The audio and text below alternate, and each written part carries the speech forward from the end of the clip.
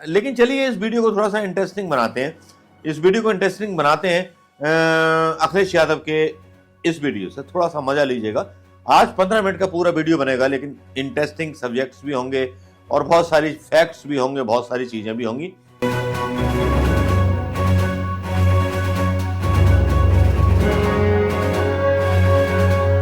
दोस्तों, चौधरी चरण सिंह की आत्मा अगर स्वर्ग में देखती होगी अपने इस नालायक आदमी को, नालायक पुत्र को, यानी कि अपने पोते को, तो शर्मिंदा हो रही होगी।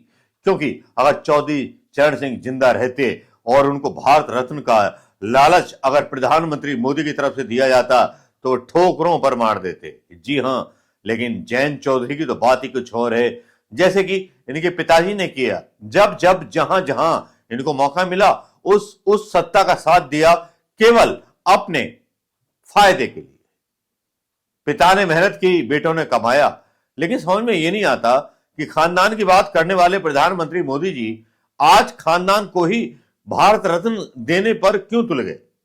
जो बोलते हैं कि भाई खानदान की राजनीति, खानदान का ये, खानदान का वो, तो आज प्रधानमंत्री मोदी ने खुद साबित कर दिया कि खानदान के बिना कुछ चलता नहीं। जिनका कोई खानदान नहीं, प्रधानमंत्री का कोई खानदान नहीं। लेकिन चलिए इस वीडियो को थोड़ा सा इंटरेस्टिंग बनाते हैं। इस वीडियो को इंटरेस्टिंग बनाते हैं अखिलेश यादव के इस वीडियो से थोड़ा सा मजा लीजिएगा। आज 15 मिनट का पूरा वीडियो बनेगा, लेकिन इंटरेस्टिंग सब्जेक्ट्स भी होंगे और बहुत सारी फैक्ट्स भी होंगे, बहुत सारी चीजें भी होंगी। चलिए मजेदार बनाते हैं आज अपने वीडियो ब्लॉग को। इसमें अखिलेश यादव क्या बोलते हैं और सीधे सीधे प्रधानमंत्री मोदी पर और योगी पर वार कर देते हैं अपने एक बयान के जरिए जो वो विधानसभा में देते हैं उत्तर प्रदेश की। सकते वो किसी को पहचान भी नहीं दे सकते। बात खानदान तक पहुंची है तो खानदान बढ़ाने के लिए भी कुछ करना चाहिए।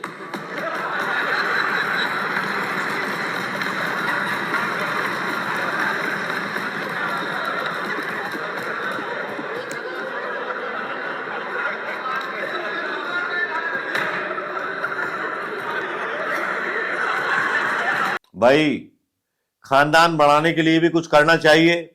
अखिलेश यादव की इस बात पर मुस्कुराते हुए नजर आए योगी आदित्यनाथ। जो तंज मारना था वो तंज मार दिया अखिलेश यादव ने। मुझे लगता है कि हिंदुस्तान की जो लोकसभा चलती थी पहले, वो अब संस्कृति उत्तर प्रदेश की विधानसभा में आ गई है। कम से कम इतनी बात आ गई है कि विपक्ष की बात तो सुनी जाती है योगी के राज में। तो योगी जी को 4 क्लैपिंग और 8 क्लैपिंग अखिलेश यादव को। चलिए आगे की बात शुरू करते हैं। बात करते हैं उस किसान नेता की जिसका नाम चौधरी चरण सिंह था, जिनको भारत रत्न दिया गया। और भारत रत्न इस तरह से बांटे गए 5 राजनीतिक साध्य साधने के लिए कि मोदी को शायद भरोसा नहीं है कि राम मंदिर का मैंने जो स्टंट किया वो कामयाब होगा कि नहीं होगा। लेकिन स्टंट तो किया गया और स्टंट करने के बाद भी मोदी को भरोसा नहीं कि वो जीत जाए। तो अब भारत रत्न का स्टंट जो निकाल दिया नया, 5 भारत रत्न बांट दिए गए, जिसमें कांग्रेस के प्रधानमंत्री को, पूर्व प्रधानमंत्री को भारत रत्न दे दिया गया और भी लोगों को दिया गया, चौधरी चरण सिंह को दिया गया। और उसके बाद बोल बदलते हुए नजर आए जयंत चौधरी। जयंत चौधरी जो इंडिया गठबंधन का हिस्सा थे, जिनको काफी सारे सीटें मिलने वाली थी, सब कुछ मिलने वाला था, लेकिन आज वो पलटे हुए नजर आए। देखिए ना, सत्ता का नशा क्या होता है। जिसके हाथ में सत्ता होती है, ईडी, आईडी, सीबीआई, सब कुछ हो तो आदमी मजबूर हो ही जाता है ना कि भाई हम कर लें। भाई चरण सिंह के लेवल के और नेहरू के लेवल के नेता तो हो नहीं सकते कि जेल काटे आए ये बच्चे। इसी में जिए हुए केवल राहुल गांधी में ऐसी कुवत है कि वो जेल काट सकता है। वो सीधे सीधे प्रधानमंत्री मोदी की धज्जियां उड़ाता है। लेकिन जयंत चौधरी में हिम्मत क्या है। वो अपना पर्सनल राजनीतिक व्यक्तित्व सिक्योर करना चाहता है जयंत चौधरी। इसलिए उसको लगा कि भारत रत्न मिल गया दादाजी को, इससे बड़ी उपलब्धि क्या होगी। ये राजनीतिक आत्महत्या जयंत चौधरी ने कर भारतीय जनता पार्टी के खेमे में चले गए। और वो आज क्या बोल रहे थे राज्यसभा में, क्या बोल रहे थे, जरा सुनिए उनकी। और मैं ये भी मानता हूं 10 साल मैं विपक्ष में रहा हूं, कुछ ही देर इस सदन में मैं इस तरफ बैठा हूं, लेकिन मैंने देखा है कि 10 साल में जो आज सरकार है, इनकी कार्यशैली में भी चौधरी चरण सिंह के विचारों की झलक है। जब आदरणीय प्रधानमंत्री जी ग्रामीण क्षेत्र में शौच की दुर्व्यवस्थाओं पर प्रकाश डालते हैं, जब महिला सशक्तिकरण को अपना प्लेटफॉर्म भारत सरकार बनाती है और गांव-गांव में जागृति पैदा करती है, तो मुझे उसमें चौधरी चरण सिंह जी की बोली याद आती है। सभापति जी, हम लोग नेताओं को समझ नहीं पाएंगे अगर हम इसी तरह बटे रहेंगे। कुछ लोग उनके अंदर भ्रम है, कुछ लोग ये भी कहते हैं, मानते हैं कि चौधरी चरण सिंह जी जाटों के नेता थे या सिर्फ किसानों की वकालत करते थे। ऐसा नहीं, वो विचारक थे और उनके इंटेलेक्चुअलिज्म पे जो टेरेंस जे बायर्स, जो प्रोफेसर थे oriental college in African studies. हमारे साथ जयंत चौधरी। जयंत जी, जिस तरह से आपका विरोध हुआ और लगातार बूइंग की गई, कहा गया कि उधर जाइए, आप उधर बैठिए, किस तरह से देखते हैं उसको आप? एक सांसद के जो अधिकार हैं उस अधिकार क्षेत्र का हनन हुआ, लेकिन चेयर ने जो मेरे अधिकार हैं उनको संरक्षित रखा, दोबारा मौका दिया। अजीब विडम्बना है कि सदन में चौधरी चरण सिंह जी को भारत रत्न दिए जाने सबको मिल जाएगा, मैं अपनी प्रतिक्रिया नहीं दे पाया, तो कोई कारण नहीं था, मेरे तो समझ से बाहर है। आज आपकी आंखों में भी आंसू है, आपने कहा मुझे बहुत दुख हुआ। क्या आपको इंसल्टेड फील हुआ जिस तरह से बूइंग हो रही थी और आपको बोला गया? देखिए, मैंने आज तक जीवन में किसी की तरफ इस तरह ऐसे हाथ उठाया नहीं है, तो जब कोई सामान्य सदस्य सदन में ऐसा कोई व्यवहार करता है तो थोड़ा अटपटा लग रहा था, असहज मैं फील कर रहा था, लेकिन फिर I was able to manage my emotions. कह रहे कि सौदेबाजी नहीं करनी चाहिए आपको जयंत को, कि भारत रत्न मिले और मैं बीजेपी चला जाऊं, इस तरह की बात। भारत रत्न जैसे सम्मान को इतना आप छोटा क्यों कर रहे हैं, बौना क्यों कर रहे हैं? ये चुनाव से संबंधित फैसले नहीं होते, हमेशा हमेशा के लिए होते हैं। चौधरी चरण सिंह जी वो नाम है जो उन्हें कुछ ना मिले तब भी वो जिंदा है। उनके निधन के 37 साल बाद उनका नाम जिंदा है। चौधरी साहब अमर हैं और रहेंगे। तो क्या ये माने कि आप इस इंडिया ब्लॉक से आपका जो अलविदा आप कहेंगे, जिस तरह से आपकी ट्रीटमेंट हुई है और एक चीज को लेके मायने निकाले जा रहे हैं? ये तो तुच्छी बातें होती हैं, मैं ये सब सहन करने को तैयार हूँ। मुझे अपने लोगों का हित देखना। आपने कहा था मैं अठन्नी नहीं हूँ जो पलट जाऊँ एक बार। नहीं, चवन्नी तो उसमें क्या कहेंगे जयंत आप? वो चुनावी जो गर्मियों में बातें कही जाती हैं उसके मायने अलग होते हैं। चुनाव खत्म हो गया, बात खत्म हो गई, तो मैं कहता हूं कि जब चुनाव के पहले जो विपक्ष बोलता है उसे तो लोग वैसे ही भूल जाते हैं। जो सरकार में बैठे लोग हैं वो क्या बोले थे वो याद रखना चाहिए पब्लिक को। शुक्रिया हमसे बात करने के लिए। बात करते हैं अठन्नी है न चवन्नी है। जयंत चौधरी यहाँ पे कहते हुए कि चुनावी मौसम में इंसान कुछ चीजें बोलता है, वो चुनावी बातें होती हैं, लेकिन सरकार में रहकर क्या बोला जा रहा है उस पर ध्यान रखना चाहिए। कुल मिला के जयंत चौधरी काफी आहत नजर आ रहे हैं जिस तरह से उनके साथ जो बर्ताव हुआ। उन्होंने कहा, जयंत चौधरी जी, जो आपने बोला, क्या आपको याद नहीं है 600 किसानों की हत्याएं, आत्महत्याएं? क्या आपको याद नहीं है कि किसानों को किस तरह से रोका गया था किसान आंदोलन पर, एमएसपी पर? नहीं है याद जयंत चौधरी जी? भूल गए क्योंकि भारत रत्न आपके दादा को मिल गया। दादा जिंदे होते तो मोदी के ना 4 थप्पड़ लगाते और पूरे देश में आंदोलन खड़ा कर देते। क्या आपने ऐसा किया जयंत चौधरी जी? केवल एक टिकैत जाट ऐसा था जो खड़ा रहा सरकार के खिलाफ, लेकिन टिकैत की भी विश्वसनीय नेता कोई विश्वसनीयता नहीं है। वो भी जब चाहे जब पलट जाते हैं। मतलब यह हुआ इन ऑल दैट कि जाट जो हैं भरोसे के काबिल नहीं है। सिख किसानों में भी ये धारणा बन गई, बाकी के सारे किसानों में ये धारणा बन गई है।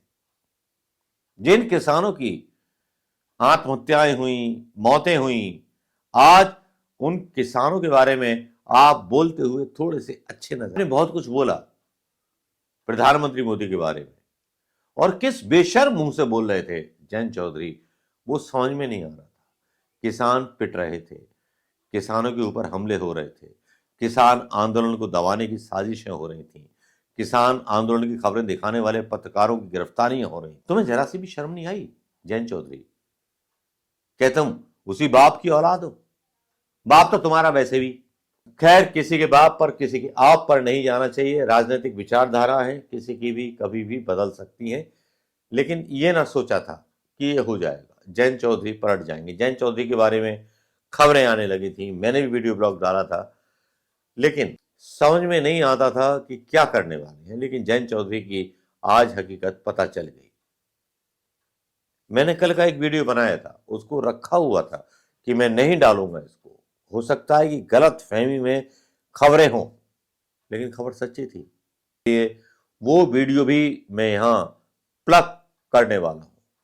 लेकिन दोस्तों आप बताइए कि जिस कदर किसानों के साथ व्यवहार हुआ मोदी सरकार में, क्या चौधरी चरण सिंह जिंदा होते तो क्या भारत रत्न लेते? आप बताइए, किसानों की मौतों का सौदा करते?